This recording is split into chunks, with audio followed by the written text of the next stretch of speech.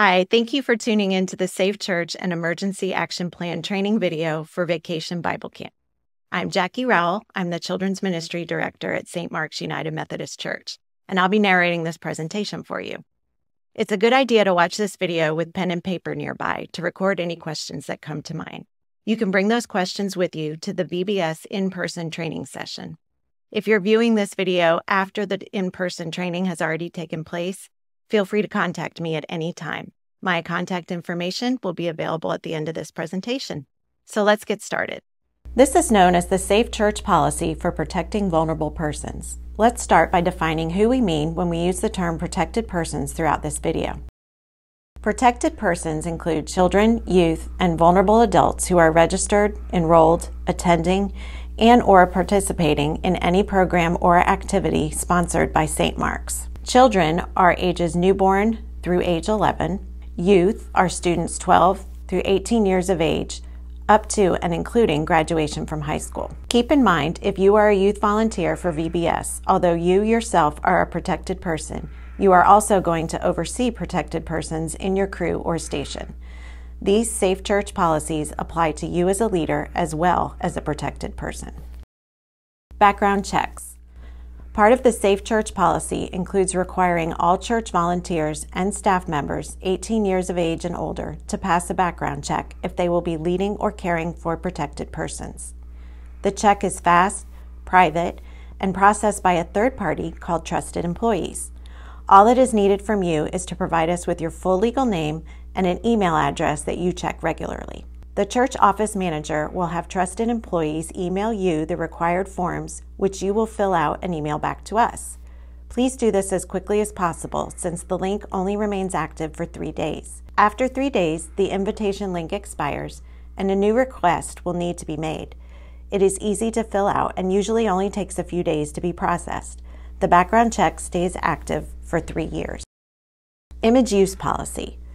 St. Mark's uses images as described in the policy on your screen, and copies are posted at various locations throughout the church building and on our website. Please note, no images may be taken of foster children.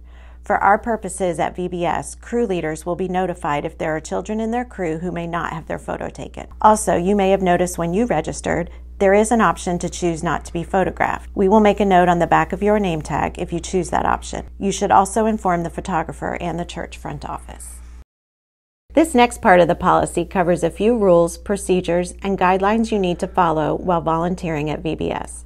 They are the 2-person rule, the clear view rule, boundaries, physical touch, discipline, online communication, and bathroom procedures.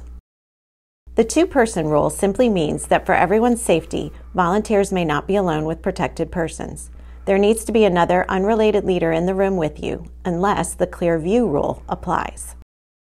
The clear view rule states that the volunteers must keep themselves and the protected person in clear view of anyone walking by at all times. For example, having a window in the classroom door or leaving the door open are 2 ways to remain in clear view if you must be alone with a protected person. If there are no other people present on the premises, the clear view rule requires that you move to a public location. This is hardly ever a challenge at VBS, as the building is always full of people walking by. However, you may have a situation arise, such as a child needing to leave the crew to use the restroom. Just remember the clear view rule and the bathroom procedures discussed later in this video. Next up are boundaries. Volunteers and staff must establish and protect appropriate boundaries. For instance, volunteers can be friendly, but are expected to always maintain a professional relationship with protected persons. This means no dating, private conversations, text messages, instant messages, and social media communications, unless they are church-wide communications sent to the entire protected persons community. If you are ever concerned about a protected person's physical or mental health, you should refer them to a pastor or professional resource. Physical touch. Physical contact should always be initiated by protected persons. In other words, let the child come to you. Acceptable physical touch could include a sidearm hug, a fist bump, a high five, or hand-holding during prayer. Now let's talk about discipline. Absolutely no form of physical discipline or punishment may be used at Vacation Bible Camp. A disruptive child may be taken from the group to another location and you can contact a director for assistance if needed. The clear view policy will continue to be followed with children removed from the group. Also, if a child is removed from the group, the directors will inform the parents if necessary. In fact, crew leaders and station leaders do not need to inform parents of any discipline issues that occur during camp. Please refer these issues to a VBS director to handle. Online communication.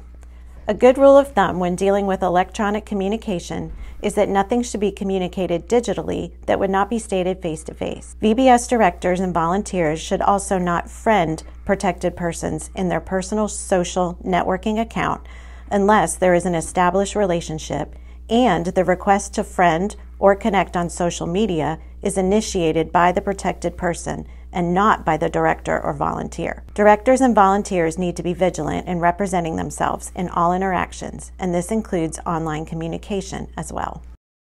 Next are bathroom procedures. First of all, always use the closest restroom to your current location. If you are volunteering in the nursery at VBS and a diaper or pull-up change is necessary, please do so, but change the child in clear view of another volunteer. Also, when changing a diaper or helping a potty training child redress, it is important to talk through all your interactions with them so they feel comfortable and safe. For preschool crew leaders, volunteers must escort the child into the bathroom and leave the door open. If a child asks for assistance, the volunteer may help, but must keep the door open. For elementary crew leaders, volunteers must escort the child to the bathroom and then be sure that the bathroom is clear of any adults before allowing the child to enter. Volunteers can wait outside the bathroom door and escort the child back to the classroom. If a child has been in the restroom for what seems like a long period of time, it is fine to walk just enough inside to be heard and ask if the child is okay. At VBS, it is helpful to go to the restroom as a crew between stations. Before or after the snack station is a great time to use the restroom and get a drink from the water fountain. Many times, two crews will travel to the restroom together so that there are both male and female volunteers available for assistance. For our final bit of Safe Church information, I just want to call your attention to the subject of abuse. As a volunteer, you are required to report any concerns about abuse or violation of this Safe Church policy to one of the children's ministry directors at St. Mark's. Our directors here are myself, Jackie Rowell, or the assistant director, Jen Cawthorn. This concludes the Safe Church policy section of the video. Next, we're going to move on to the emergency and disaster preparation training. Emergency Action Plan Training section. In March 2022, an emergency action plan was adopted by the St. Mark's Church leadership. Let me preface this section by saying, as a volunteer, you will not be solely responsible for carrying out any part of this EAP. The following information about what to do in case of medical emergencies, fire, tornado, or building intruders is simply to help prepare you to feel confident and empowered when receiving instruction in the case of an emergency. Knowledge is power, and we want to arm you with that knowledge. For safety during Vacation Bible Camp, there will be a command center located in the gathering area of the church. You will be able to easily locate it when you walk into the building. It is a set of tables under a large tent. This area serves as our central hub for all things helpful throughout the week of camp. If you have a question and you can't find a director, you go to the command center. If a camper takes a tumble, go to the command center for an ice pack. Should one of your crew members be having a really hard time with separation anxiety to the point that it's distracting the rest of your crew, bring them to the command center so one of our volunteers can comfort them and assess what needs to be done next. The command center always has radios to reach all 4 directors in the building at any time. Basically, the command center captain and assistants will be available to help you with whatever you need. If they don't know the answer, they'll find out for you. Okay, first up is what to do in case of an accident or medical emergency. If it's minor, there are Band-Aids in all the crew leader bags that you carry with you throughout the day. If it's minor, but more than a Band-Aid can handle, just bring your camper to the command center to get help. If you have a more serious injury that you know requires immediate medical attention, beyond what we would be able to deal with at church, by all means dial 911 and bring the child to the command center. Church zones. As you can see on this map, the church is divided into 4 zones for emergency situations. All crew leaders will have this map in their crew bag, and there will be one at each station. So if you can't see it well in this video, don't worry, you will have a chance to get a better look. Each zone has a church staff member who is floor captain and responsible for clearing their zone of people in an evacuation or shelter situation. VBS volunteers will be instructed by floor captains in case of an emergency. Floor captains will be easy to spot, as they should be wearing a bright colored vest. Should building evacuation or sheltering in place be necessary, you will be told where to go and what to do. Crew leaders are responsible for keeping their crew together during an emergency.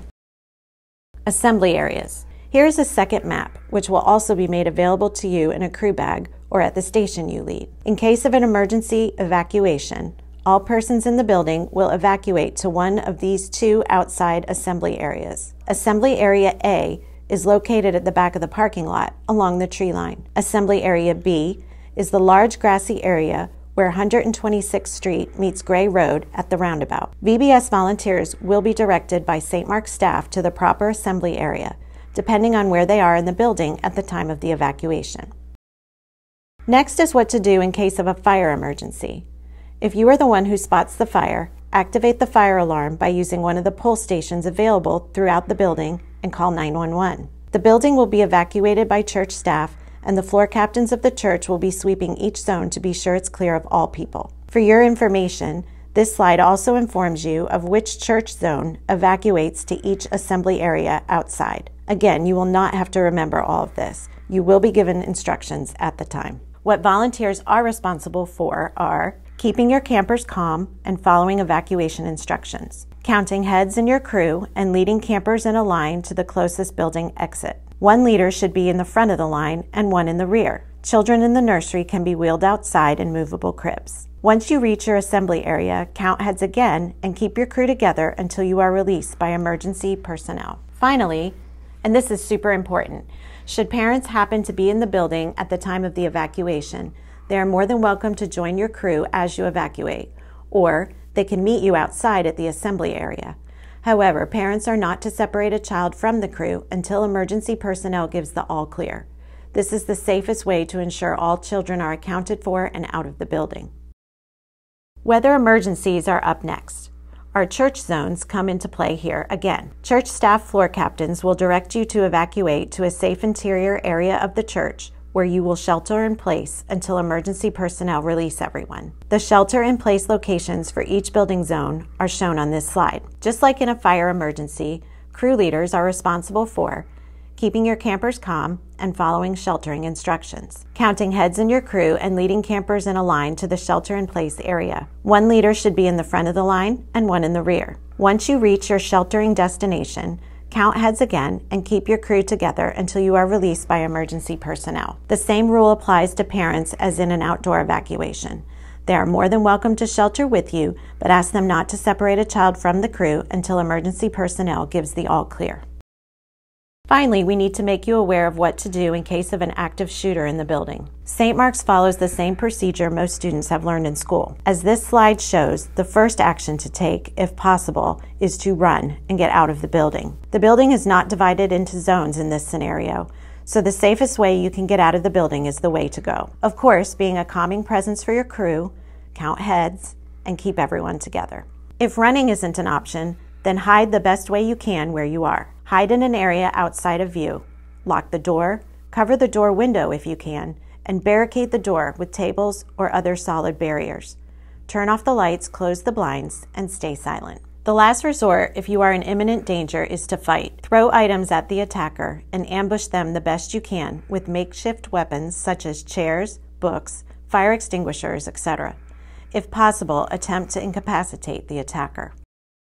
This concludes the emergency action plan portion of our training. This is heavy information, and we all hope to never have to put any of it into practice. But having a plan is important, and making you aware of this plan is another way of being sure we keep the children at camp safe. If you have any questions about the Safe Church policy or the emergency action plan, you may ask them at the in-person VBS volunteer training meeting. We will not be presenting this portion of the training at that meeting, but there will be time at the end for questions. If you are viewing this material after the VBS training meeting has taken place, please reach out to me through the email or phone number you see on this slide. Thank you for tuning in to this important video. Please be sure to use the email or phone number on the screen to let me know that you've completed this training. I can't wait to see you for a fun week of sharing God's love with all the campers at Vacation Bible Camp.